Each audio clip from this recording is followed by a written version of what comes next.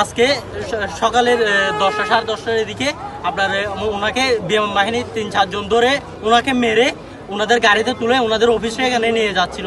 তখন আমাদের এলাকার যে ছেলেগুলো ছিল তারা বাধা দিয়েছে, তাদেরকে মারছে, তারাও মারছে। তো তারপরে জাহাদ ভাইকে যখন নিয়ে যাচ্ছিল তারা, তখন আমাদের এলাকার মানে মানুষ যেগুলো আছে, আমাদের হোয়াটসঅ্যাপ একটা গ্রুপ আছে, এখানে বলছে, তারপর আমাদের এলাকার মানুষ আসছে। তখন এলাকার মানুষ যখন ওদের সাথে কথা বলছে তখন ওনারা গুলি চালাচ্ছে ওনাদেরকে, মানে আমাদের এলাকার মানুষদেরকে গুলি চালাচ্ছে, মারতেছে লাঠি চোটা নিয়ে। তো এটা হচ্ছে এখানে একজন মারা গেছে, আরেকজন এখন বর্তমান আইসিইউতে আছে, আরো অনেকে ইয়ে হয়েছে, আহত হয়েছে। আপনারা দেখেন কিভাবে ওরা আমাদেরকে অন্যায় করতেছে।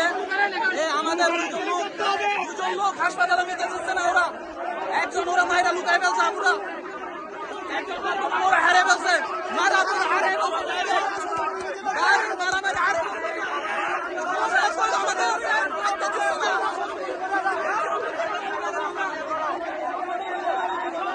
করছে, এমনকি গুলি মারা হত্যা করছে।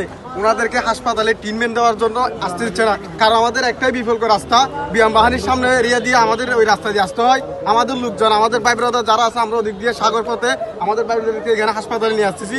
ওনারা আমাদের ভাই যারা আহত হয়েছে ওনাদেরকে হাসপাতালে আসতে দিচ্ছে না, তো আমাদের এখানে আরো ভাইরা ট্রিটমেন্ট না পেয়ে, চিকিৎসা না পেয়ে আমাদের বাইরে ওখানে মারা যাবে। তো রোহিঙ্গার চেয়ে মনে করেন একটা অসহায় হয়ে গেছে এই এলাকায়। যদি আমাদের বাংলাদেশে যদি রোহিঙ্গারা এসে যদি স্থান পায়, ওরা যদি সুস্থভাবে যদি বাসস্থান পায়, তা আমরা এখানে বাংলাদেশের নাগরিক হয়ে যদি আমাদের যদি এভাবে যদি সামরিক বাহিনীর উপর যদি আমাদের হামলা হয়, আমাদের বাইরে যদি গুলি করে মারা যায়, তাহলে আমরা তো ফিলিস্তিনে সে রোহিঙ্গা মায়ানমার সে অনেক কষ্টের জায়গায় আছে।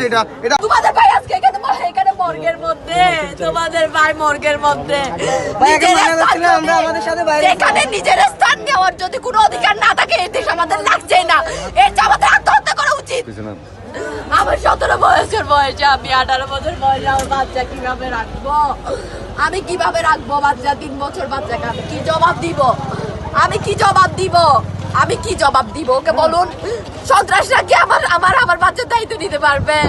বাবা বলে ডাকছে, এটা কি দিতে পারবে?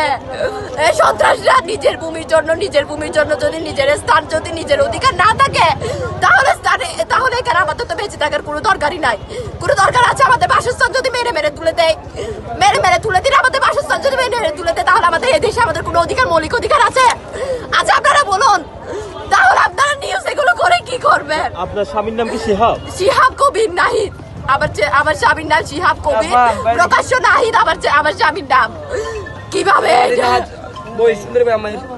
ভাইয়া আমি 17 বছর বয়সে আমার ছেলেকে কিভাবে মানুষ করবো? আল্লাহ না, সন্ত্রাসীরা আমাকে কেন ইজ্জত করছে? আল্লাহ আমাকে কেন মারে নাই? আল্লাহ আমার ছেলেকে আমি কি জবাব দিব? আল্লাহ না, আল্লাহ না, আল্লাহ না, আল্লাহ না। हम बेगुन मरिब दे तारपरो तो खुआई बे खेला मारा गई एनो नारा की आगे डॉक्टर रे आनोडे अन्य का कौन तो ये नारा वो तो मार के ये मारा के दे अन्य दे कोई ना मुझर क्या